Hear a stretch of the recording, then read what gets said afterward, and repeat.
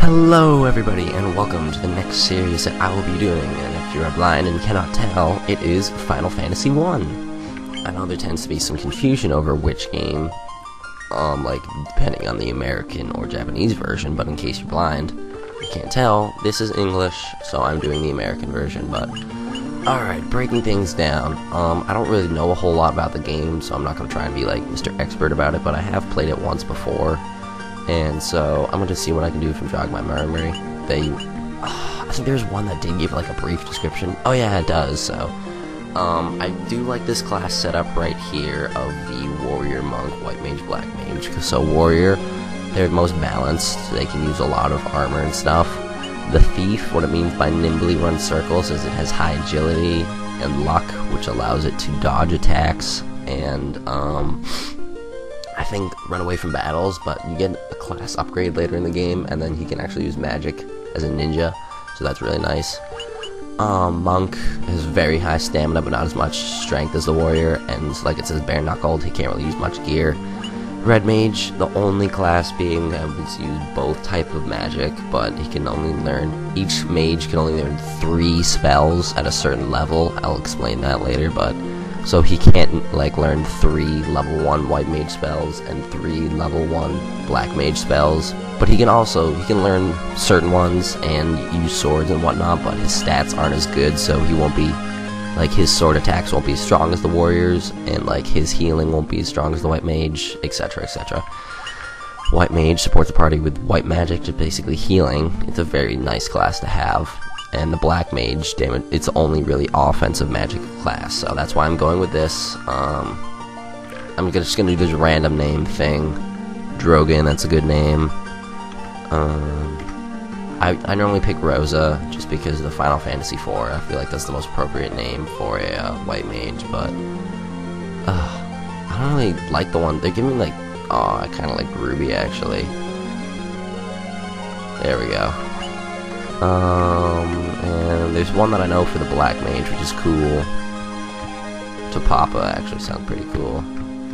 Where is it? There we go, Zoc. Alright, now that our party is ready to go, let us begin.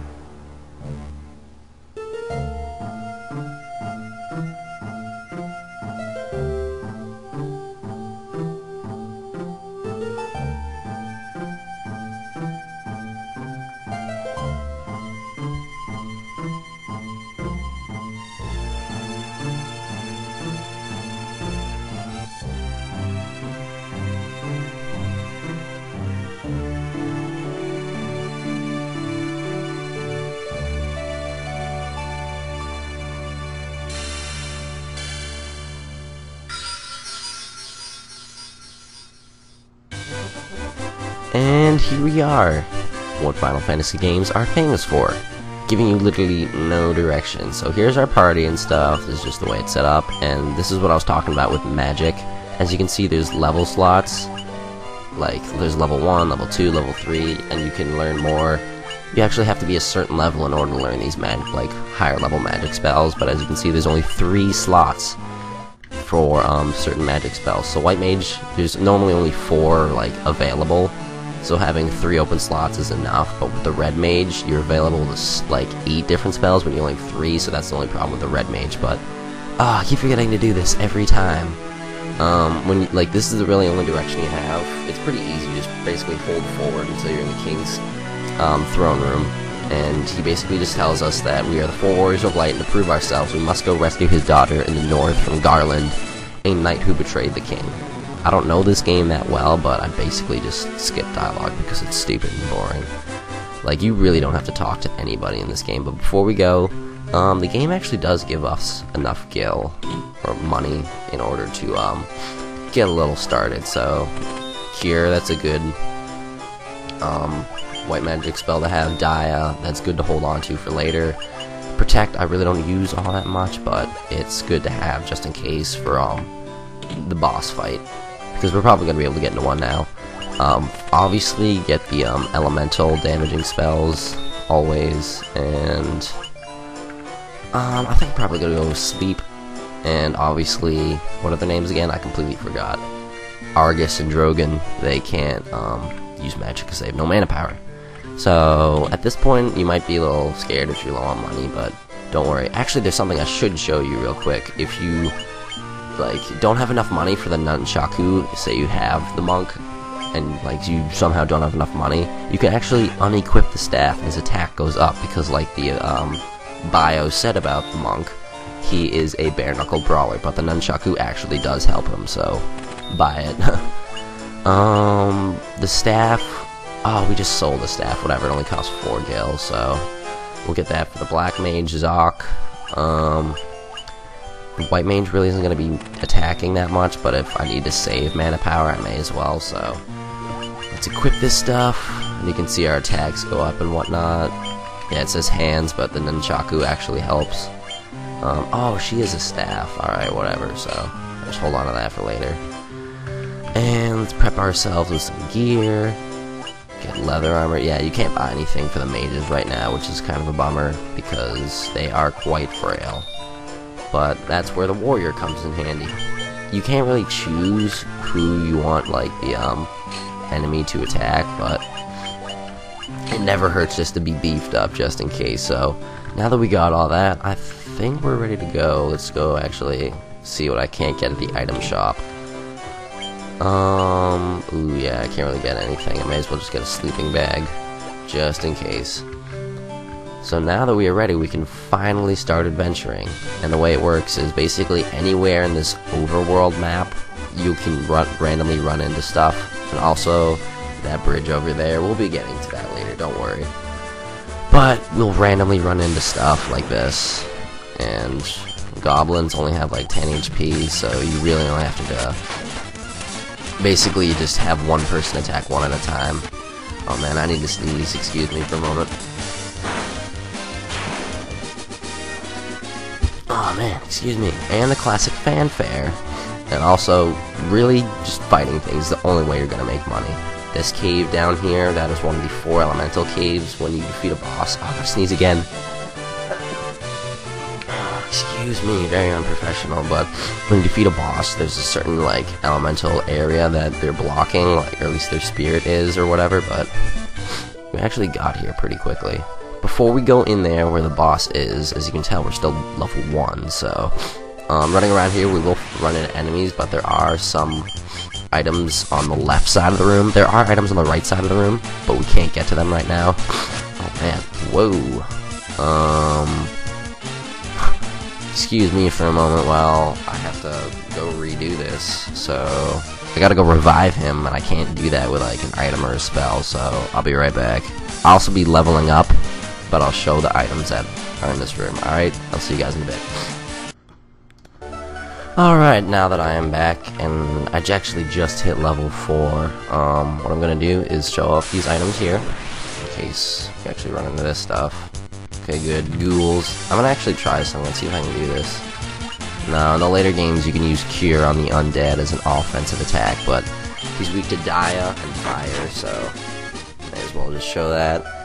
So in here, there is a leather cap. That is very nice. I think, like, everyone can use that, so I'm gonna throw it on Zoc. Yeah, he really needs that, so boom! Alright, let's head up to the top side.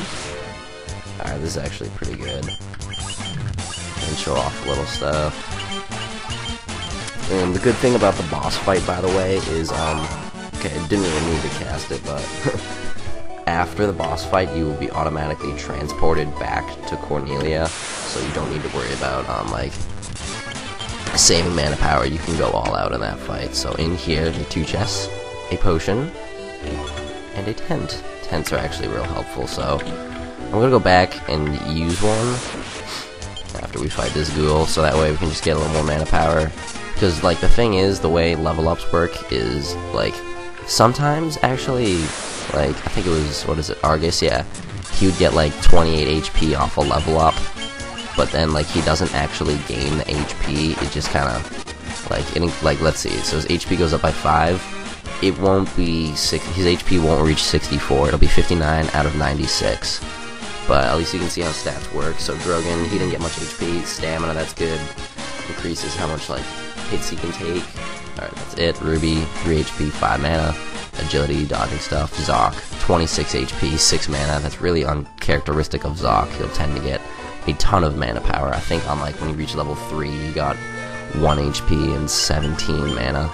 But let's just use a tent, kind of rest up real quick. Yeah, that's perfect, actually. So, let's go fight Drogon. Well, Garland, blood. Drogon's our guy. What am I thinking?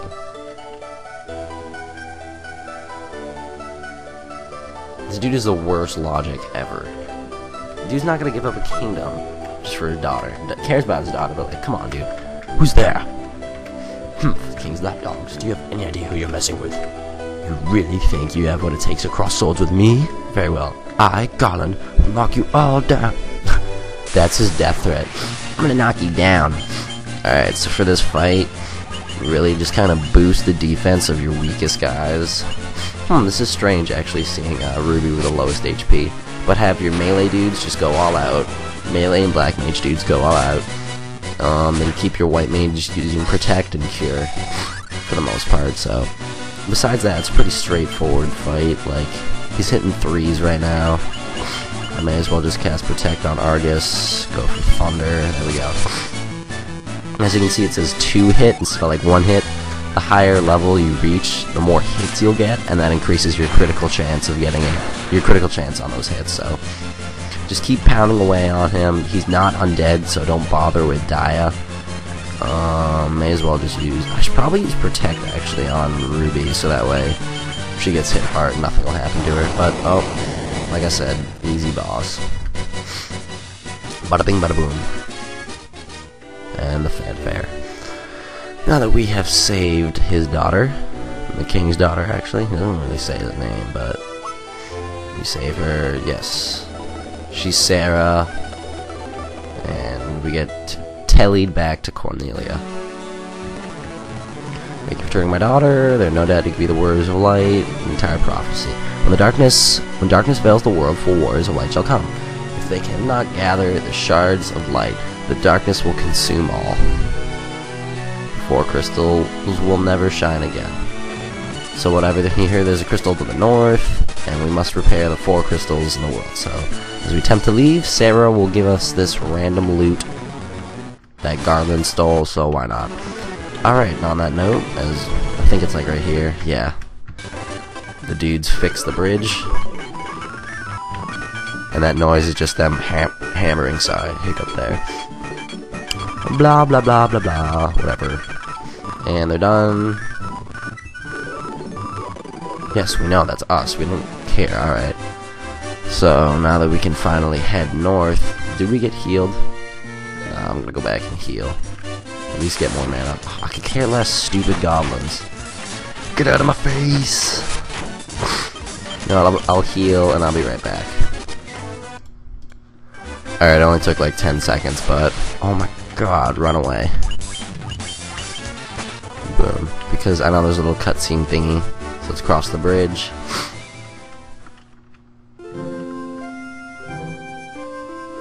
I like how they just make them shadowy enough so you can still pick whoever you want, but it looks like your party. Though you can kind of see a sword. And so their quest began. As the 4 warriors of light, they felt overwhelmed by the great task destiny had placed before them. It's like Star Wars. They did not even know the true significance of the 4 crystals they held in their hands.